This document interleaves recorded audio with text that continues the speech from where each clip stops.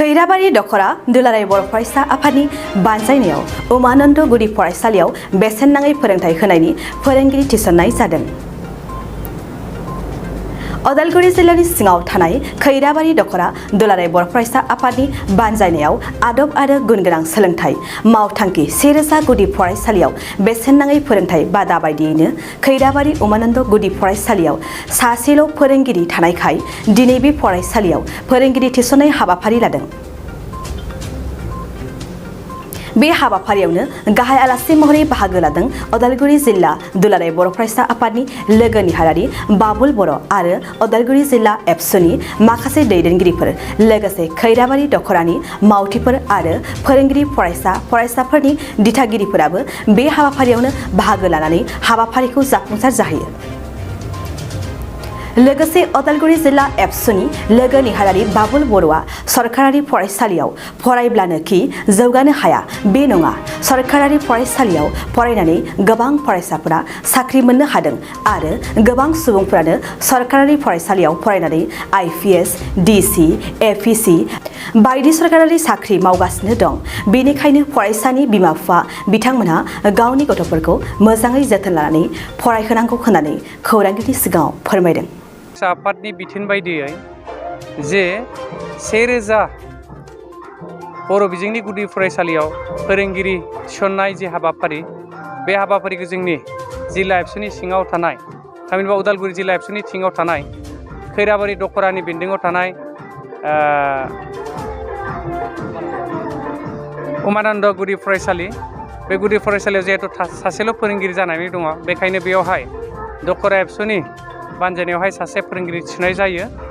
आरो जों मिथिनायाव बे फरायसालिया 2008 मायथाइयावनो मोनसे आदर्श एबा मडेल स्कुल हिसाबै फोसावजादोंमोन। थेवब्लाबो दुखुनि बाथ्रा, बेयाव सासेल' फोरोंगिरिया दिनै फोरोंगिरि महरै खामानि मावगासिनो दङ। आरो बेयावहाय गासै जों मिथिनानै मोनबाय 53 सा फरायसाया बेयावहाय फरायबाय थादों। आरो बे 53 सा फरायसाखौ सासे फोरोंगिरिया फोरोंनाया असम्भब एबा सम्भब नङा। जिहेथु मोनफ्रोमबो थाखोआव खमैबो 4-5 साबजेक्ट थायो आरो मोनबा क्लासाव गासै 20निबो बारा साबजेक्ट जायो। बे हिसाबै सासे फोरोंगिरिया मालाबाबो जोंनि नैबे जि फरायफुनाय फरायसुला फरायसुलिफोर बिथांमोननो गुन गोनां सोलोंथाइ होनायाव मालाबाबो थोजासे नङा। बेखायनो दुलाराय बर' फरायसा आफादा जे फोरोंगिरि जेरावनोखि जिर' टिचार, जेरावनोखि सिंगोल टिचार, बेयावहाय फोरोंगिरि थिसननाय हाबाफारिखौ लादों। आरो गासै जोङो 1000 फोरोंगिरि थिसननाय हाबाफारिखौ लादों। बिदिनो जोंनि जिल्लानि सिङावबो दिनै गासै 3 गुदि फरायसालियाव फोरोंगिरि थिसननाय हाबाफारिया जादों। जों मिजिंथिदों जिहेतु दुलाराय बर' फरायसा आफादा mission skill and quality education mission मोनसे फोसावनानै खामानि मावदों। बिनिनो मोनसे नैबेबो मोनसे एजेन्डा। आरो फैबाय थानाय समावबो जोङो खामानि मावलांगोन सोलोंथाइ बिथिंखौ लानानै। आरो आं मोनसे रायजो राजा बा जोंनि समाज दैदेनगिरि बा समाजनि मेलेमजिबि रायजो राजा नोंथांमोनखौ आं खावलायनो नागिरदों जे जोंनि जि मिशन बा मावथांखि, बे मावथांखिखौ मोगथां महर होनायाव नोंथांमोननि रायजो राजा बे मेलेमजिबि नोंथांमोननिबो हाजासे मददखौ नांगोन। अब्लासो जोंनि जि बिजों, बे बिजोंखौ जों फोथांनानै लाखिनो हागोन। जोंनि बर' बिजोंनि फरायसालियाव जुदि फरायसायानो गैयाब्ला लासैनो बे फरायसालिया गोमोरलांगोन। आरो जोंनि बर' बिजोंनि फरायसालिया गोमोरलाङोब्ला जोंनि रावा गोमालांगोन। आरो जोंनि रावा गोमालाङोब्ला बर' हारिया बे बुहुमाव गोमोरलांगोन। बेखायनो जोंनि बिजोंखौ जों फोथांना लाखिनायनि थाखाय जों साफ्रोमनिबो बिबान दङ। आरो गोबाङानो खोमसि फोथायो जे बर' बिजोङाव फरायोब्ला जोंनि माहारिनि बा जोंनि फंबाय बिनानाव फरायसुला फरायसुलिफ्रा गोग्गो सोलोंथाइखौ मोना। आरो जोंनि जि बर' बिजोङाव फरायोब्लालायनो डक्टर, इन्जिनियार, प्रफेसार, अफिसार जानो हाया, बेबायदि गोथे साननायाव गोबाङावनो गोग्लैनानै दङ। दा जों दाथियै बुंनो हायो बर' बिजों फरायनानैबो गोबां IAS, IPS अफिसार, गोबां डक्टर जों मोननो हादों। नैबे जि गुदि फरायसालि उमानन्द गुदि फरायसालि LP स्कुलाव फरायनानैनो बे गामिनि सासे फरायसुलिया दिनैनि थारिखआव डक्टर साख्रि मावनानै दङ। जेरै बिथां फानजामुथि बर', बिथाङाबो बे बर' मिडियामाव स्कुलाव बे गामिनि नैबे जि उमानन्द गुदि फरायसालियाव फरायनानैनो बिथाङा डक्टरखौ जानो हाबाय।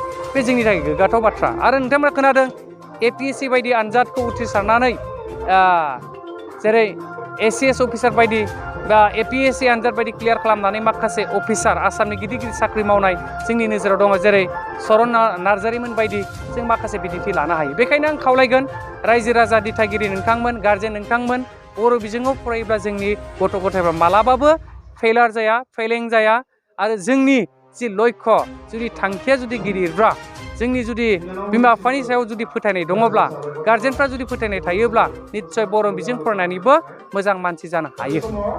आफादनि मिशन स्किल एन्ड क्वालिटि एडुकेसनजों लोब्बा लाखिनानै मिरुजोंनो फोसावजानाय सिंगोल आरो जिर' टिचारनि LP स्कुलफ्राव फोरोंगिरि थिसननाय हाबाफारि बेखौ जोङो दिनै उदालगुरि जिल्ला दुलाराय बर' फरायसा आफादनि बिथोन बायदियै खैराबारि हालामनि बेन्दोङाव गोग्लैनाय उमानन्द गुदि फरायसालियाव जोङो लादों।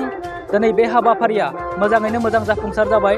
दिनैनि हाबाफारियाव उदालगुरि जिल्ला दुलाराय बर' फरायसा आफादनि मानगोनां लोगो गाहाय नेहाथारि बाबुल बर' सार बिथाङा फैदोंमोन आरो बिथाङा फैनायनि गेजेरजों गोबां बेसेन गोसा बिबुंथिखौ होलांदों आरो लोगोसे खैराबारि हालामाव बे फरायसालिनि अनगायैबो गासै गं 16 खान फरायसालियाव सिंगोल टिचार जानानै दङ। दा बैफोर सिंगोल टिचार थानाय फरायसालिफ्रावबो जोङो दखराया जेसेबांखिनिखौ हायो बेखौ जोङो फोरोंगिरि थिसननो नाजागोन। लोगोसे आरोबाव माखासे फरायसालिनिफ्रायबो जायफ्रानोखि ME स्कुल जायफ्रानोखि हाई स्कुल बिथांमोननि फोरोंगिरिफ्राबो जोंखौ खावलायहरदों जे जोंनि फरायसालियावबो खायसे खायसे साबजेक्टआव लांदां जानानै दङ, नोंथांमोना हायोबा जोंखौबो हेफाजाब खालाम, बे खोथाखौ फोरमायहरदों। नाथाय जोंनि मिसना दुलाराय बर' फरायसा आफादा बुंनाय बायदियैब्ला बे LP स्कुलनि थाखायसोमोन। थेवब्लाबो जोङो हानायखिनिखौ गुबुन गुबुन फरायसालिफोरनि थाखायबो जोङो नाजागोन। लोगोसे जोङो बे हाबाफारिखौ मोजाङैनो मोजां मावफुंलांगोन होननानै बे समाव फोरमायबाय। नोंथाङा सरखारि साख्रि नागिरदोंना? नोंथांनि थाखाय मोनसे गोजोनथाव खौरां। नोंथांनि थाखाय दं एडुकेट पइन्ट, जेराव नोंथाङा सोलोंथाइ लानायनि गेजेरजों सरखारि साख्रिनि गुबुन गुबुन रोखोमनि गोब्राब आनजादफोरखौ उथ्रिसारनो हागोन आरो गावनि आथिङाव गसंथानो हागोन। बे एडुकेट पइन्टआव नोंथांमोना SSC, bank PO, bank clerk, bank SO, UPSC, FSC, defence, railway, state insurance, AAO, ADO एसिस्टेन्टजों लोगोसे स्टेट लेभेल जब आरो माखासे सरखारि साख्रिनि आनजादाव गोनांथि जानाय आयदाफोराव सोलोंथाइ लानो हागोन। मख'नो गोनांदि बे सोलोंसालियाव साख्रिनिल' नङा, बेयाव MBA आरो सैनिक स्कुल बायदियाव एडमिशननि थाखाय एन्ट्रेन्स होनो थाखायबो सोलोंथाइ लानो हागोन। बे सोलोंसालियाव गाहाम थाखो खथानि सुबिदा दं आरो सम मथे नोंथांनि सोलोंथाइखौ बे सोलोंसालियाव होनाय जागोन। बेखौबो मिथिनांगोन दि बे एडुकेट पइन्टआव सोलोंथाइ लानानै बावैसो 2021-22 इं मायथाइनि SSC GDनि आनजादाव गासै 11 सा सोलोंसाफोरा उथ्रिसारनो हादों। बारा नङा, गासै 15,000 रांजोंनो नोंथाङा बे सोलोंसालियाव 6 दानसिम सोलोंथाइखौ लानो हागोन। बे सोलोंसालिया क'क्राझार, बरपेटा रड, गवालपारा आरो बङाइगावआवबो दं। क'क्राझाराव सोलोंथाइ लानो गोसो गुदुं जानाय सुबुंफोरा 70020263133 9101536360 70020263133 9101536360